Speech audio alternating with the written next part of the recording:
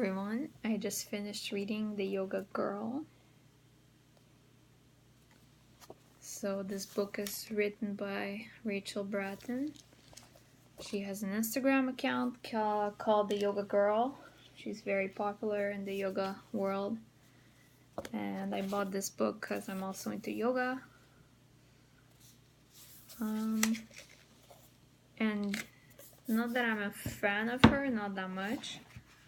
But I did look at her Instagram account and it was interesting.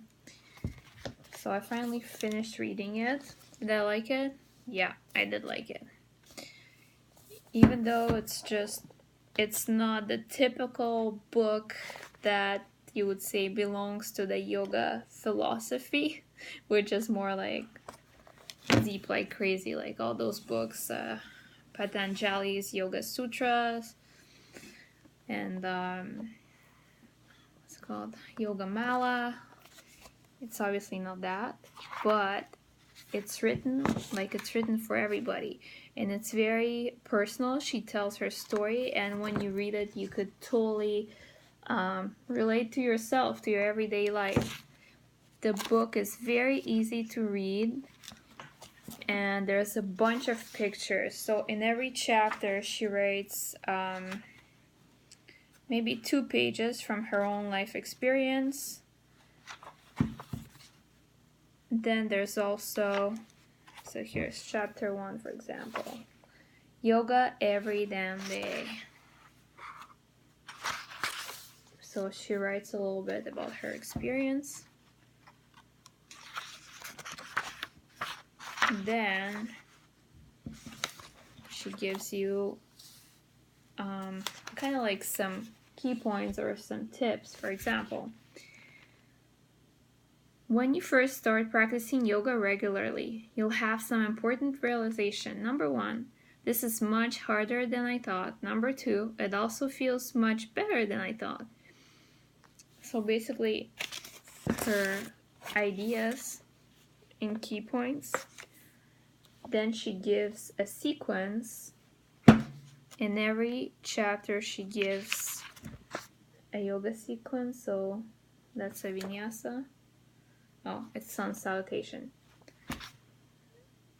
And then she also gives a page where there's a recipe of something that she likes to cook, and something easy to cook. I need to find one. Like here, raw avocado soup. So she gives you also a recipe. Now let's go to the parts of the book that I like the most. There's this chapter that she talks about fear. I would always come back to the same thought. Do your best. And that's how she was fighting with fear. Let me find a good part.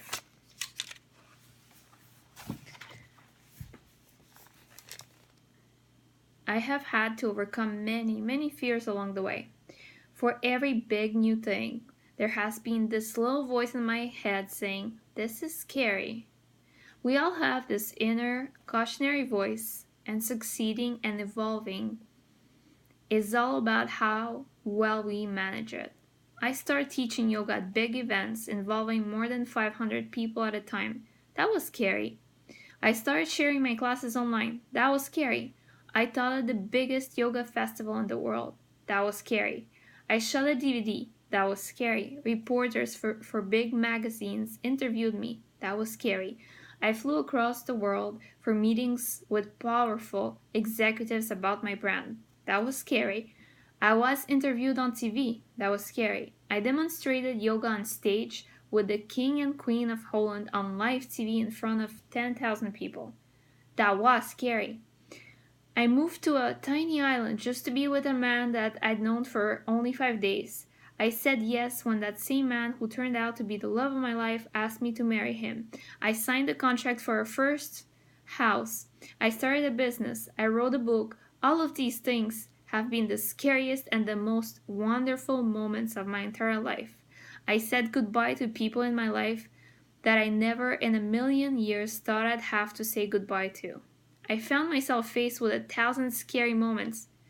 that in the big scheme of things make up our lives, and I chose love. I chose love. That is all.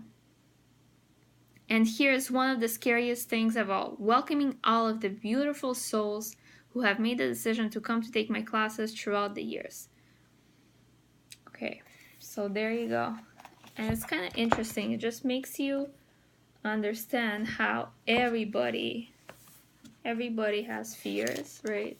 We all do, but it's our way to deal with those fears. Because you can turn those events to something positive. Okay, what else? You have to do the work. No one is going to do it for you.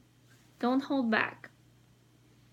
The strength I have on the mat and the space I've created in my body are the results of a lot of hard work, but mostly a lot of letting go.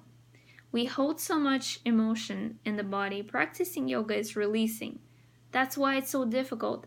Not because we move in different ways or inhale to lift this and exhale to lower that. It's scratching at the surface of what you don't want to see. It's revealing all the fears and judgments you have buried deep inside. It's connecting to what's really true. And yes, along the way we might pick up some strength and flexibility, and handstands and back bends and arm balances are all a bonus. But this is not the purpose of our practice, the reason we keep returning to the mat every damn day. As I move deeper and deeper into my own inversion practice, I move deeper and deeper into self-love. As I build the strength to balance steadily on my arms, I build the strength to face whatever the world throws at me. As I release tension from the hips, shoulders, and hamstrings, I release fear, frustration, sadness. Little by little, I release the need to control. As I learn to surrender on the mat, I learn to surrender to the present moment. This is the practice. It's accessible to you, to everyone, right here, right now. But you have to do the work. No one is going to do it for you. Don't hold back. And this is like on spot. This is the real yoga and what yoga is about. It's not about flexibility. It's not about being fit. It's about releasing. It's about being present with yourself, being more open spiritually. Loving insights. The only thing that matters is how much you love. Do your best. It will always be enough. You are not a victim of your surroundings. You are the powerful being with a choice. You are a powerful being with a choice. We must give in order to receive. No matter where you are in life, you will always be okay. Allow yourself to feel.